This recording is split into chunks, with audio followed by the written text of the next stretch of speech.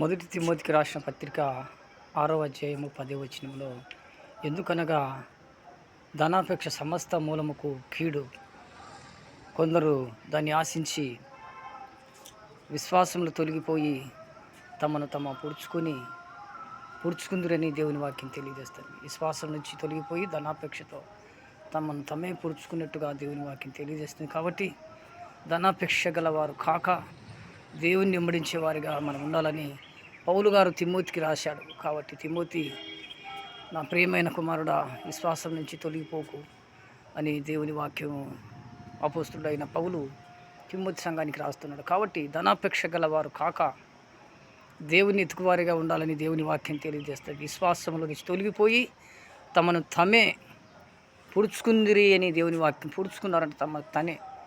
కాబట్టి అలాంటి వారు మనం కాకుండా దేవుని ఎత్తుకువారమైతే దేవుడు తప్పక నీవేది ఆశించావో ఆశపడిన ప్రాణాన్ని తృప్తిపరిచే నేనేని సెలవిచ్చాను. కాబట్టి మనం దేవునికి కృతజ్ఞతగా దేవుని ఎత్తుకువారిగా ఉండాలని దేవుని వాక్యం తెలియజేస్తుంది. దేవుడిచ్చిన ప్రతి వాక్యం దీవించును గాక. ఆమేన్.